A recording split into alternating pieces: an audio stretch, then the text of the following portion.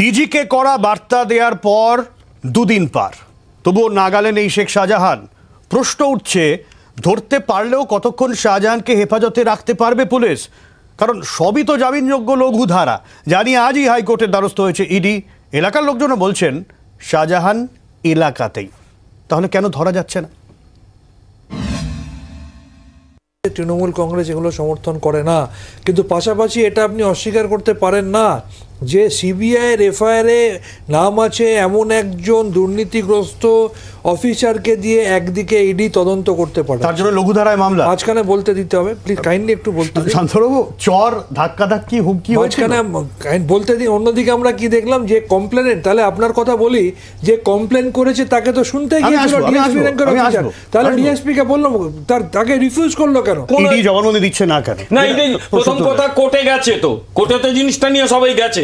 এই রাজ্যের প্রশাসন, পুলিশ অফিসারকে আমি বলি এই রাজ্যের প্রশাসনের উপর আমাকে কেউ যদি জিজ্ঞেস করে, এই রাজ্যের প্রশাসনের উপর আমার কোনো আস্থা নেই। এটাকে প্রশাসন বলে আমি অভিযোগ দায়ের করেছি, আমি তো অভিযোগ দায়ের করেছি, করেছে ফরমালি অভিযোগ দায়ের করতে হয় বলে করা হয়েছে। যদি জিজ্ঞাসাবাদ করে আমি জবাব দেব না?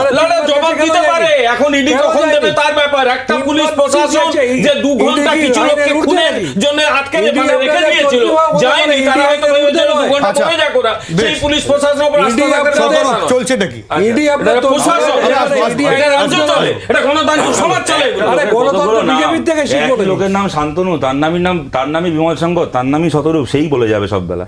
আমি একটা কথা বলছি, প্রথম কথা হচ্ছে সিবিআই এর এফআইআর এর নাম আছে, যে ইডি অফিসার গেছিল শুনলাম না কি, আবার এটাও ঘটনা এই রাজ্যের ডিজিরও সিবিআই এফআইআর এর নাম আছে, যিনি এই রাজ্যের এখন ডিজি, যিনি যার উপর এখন দায়িত্ব একে ধরার, এই শাহজাহানকে।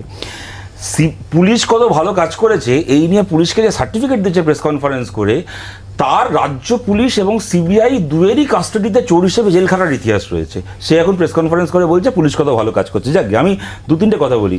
দেখো ভাই, এই ঘটনাটা ঘটার পর থেকে এখনো পর্যন্ত 6 দিন কেটে গেছে।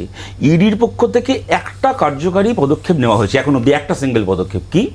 ইডি জানিয়েছে এবার থেকে কাউকে ধরতে গেলে ওরা হেলমেট পরে যাবে। এর বাইরে 6 দিনে যারা মাঠটা খেয়ে ফিরে এলো, এত পাওয়ারফুল একটা সংস্থা, তাদের কাছ থেকে কী উদ্যোগ তুমি দেখলে আমায় বলো?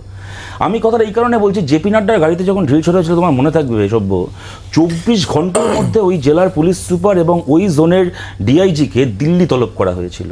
আর এখানে 6 দিন হয়ে গেল মার খেয়েছি, এখনো পর্যন্ত তলব ফলব তুমি ছেড়ে দাও, একটা এমনকি গভর্নরের একটা কার্যকারী হস্তক্ষেপ হলো না। 3 নম্বর কথা হচ্ছে, শুভেন্দু অধিকারীকে আমি বলতে শুনলাম যে উনি জানেন শাহজাহান কোথায় আছে। ভাই, আপনি জানেন, তাহলে ইডি কেন জানে না?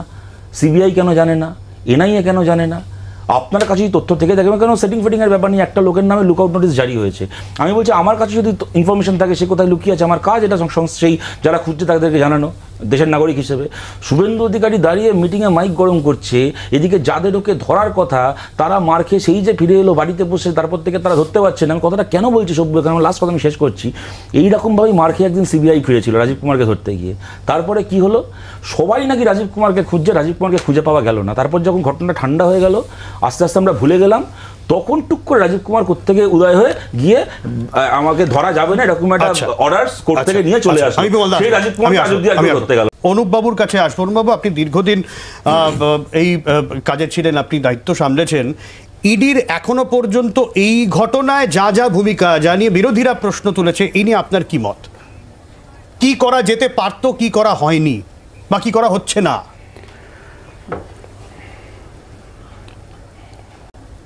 দেখুন, প্রথমেই আমি বলি, এই ঘটনার পর থেকে ইডির যা যা করণীয় ছিল, যা যা করা আপনার উচিত ছিল, আইনের মাধ্যমে থেকে যা যা আমার পক্ষে সম্ভব, যেমন লুকআউট নোটিশ জারি করা হয়েছে, সমস্ত বর্ডার এরিয়াগুলোকে অ্যালার্ট করা হয়েছে, অন্যান্য সেন্ট্রাল যে সমস্ত এজেন্সি আছে সমস্ত এজেন্সিকে অ্যালার্ট করা হয়েছে, যার যা রিসোর্সেস।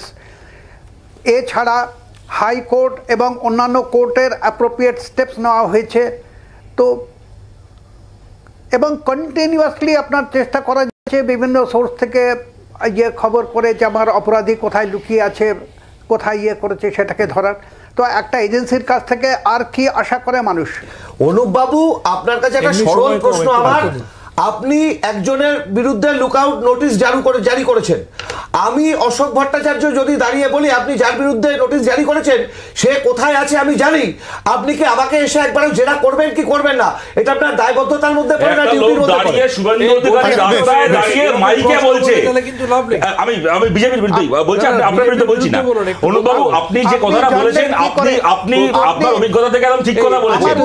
একজন লোক মাইকে ঘোষণা করছে, আপনার কথাটা ঠিক, লোকাল পুলিশের কাছে যা সোর্স থাকবে সেটা কোনো সেন্ট্রাল এজেন্সির কাছে থাকতে পারে না, একদম ঠিক কথা। কিন্তু হিয়ার ইজ দ্য পারসন যে দাঁড়িয়ে মাইকে ঘোষণা করছে আমি জানি শাহজাহান কোথায় লুকিয়ে আছে। একটা লোক নিজেকে সোর্স হিসেবে ডিক্লেয়ার করছে, তার থেকে আরেকটা কথা বলতে হবে। 30শে ডিসেম্বর এই শুভেন্দু অধিকারী বসিরহাটে গিয়ে বলে এলো শাহজাহানকে এবারে ইডি সিবিআই এর মুখোমুখি হতে হবে, তারপরে তার বাড়িতে চলে গেল ইডি সিবিআই। আমি বিমল বাবুকে বলি শুভেন্দু বাবু কি ভাবছে। আচ্ছা অনুভব বলুন, আচ্ছা অনুভবকে বলতে আমি আসবো, শান্ত অনুভব বলুন। এই প্রশ্নের উত্তরে আমি একটাই কথা বলবো, যিনি প্রশ্ন করছেন প্রশ্নকর্তাকে আমি জিজ্ঞাসা করছি তার সঙ্গে যে যোগাযোগ করা হয়নি বা সমস্ত সোর্সের যে আমরা ইউটিলাইজ করছি না আপনি কি করে জানবেন?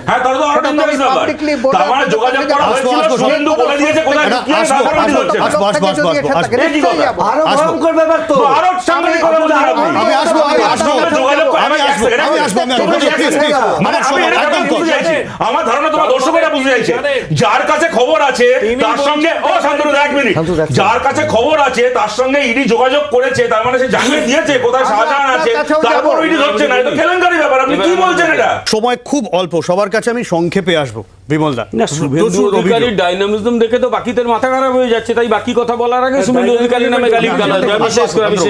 আমি শেষ করি একটা কথা। শুভেন্দু অধিকারী তো ঘুমন্ত বিরোধী দল নেতা সূর্যকান্ত মিশ্র নন, তিনি চারদিকে ঘুরে বেড়াচ্ছেন, মানুষ ভালোবেসে তথ্য দিচ্ছে, কিন্তু এই লোকগুলোকে ধরার দায়িত্ব রাজ্য পুলিশ সহযোগিতা করার কথা। তারা যদি চোরেদের বাঁচানোর কাজ করে, আসলে চোরের আচরণের বাঁচাবে এই রাজ্য গোটাটাই তো চালাচ্ছে চোরেরা, চোরদের বাঁচাবে।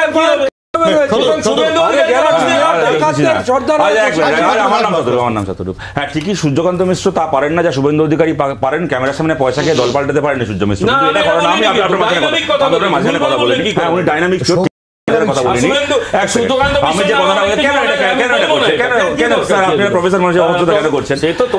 আমি আপনাকে কথা বলছি, আমি যে কথাটা বলছি, একটা লোক দাঁড়িয়ে মাইকে বলছে আমি জানি শাহজাহান কোথায় আছে, কিন্তু সে জানে কিন্তু ইডিকে জানাচ্ছে না। তারপরে নাকি তার পুরনো যে শাহজাহানের সাথে পুরনো ছবিগুলো এখন বেরোচ্ছে, একটা সময় শাহজাহানের গরু পাচারের টাকা যে শুভেন্দুও খেয়েছে, সেই কারণে কি পুরনো পেনশন প্রকল্প চলছে এখন শুভেন্দুর, যে কারণে জানে শাহজাহান কোথায় আছে কিন্তু বলতে পারছে না। মানেটা কি আছে? দাঁড়িয়ে কি অবজেকশন? একদম শুভেন্দু কি টাকা খায় শাহজাহানের কাছ থেকে?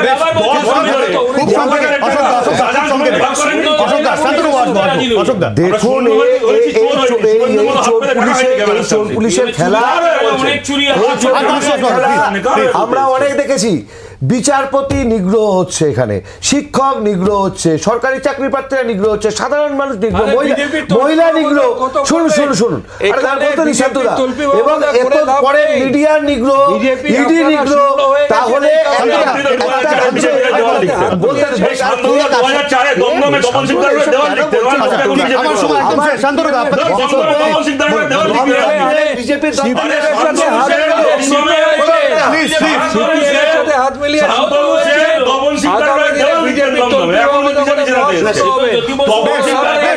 রাজনৈতিক তরজা চলবে, পারস্পরিক দোষারোপ চলছে, কিন্তু সাধারণ মানুষ জানতে চাইছে এত বড় কাণ্ডের নায়ক যিনি, তিনি কোথায়, কবে গ্রেফতার হবেন?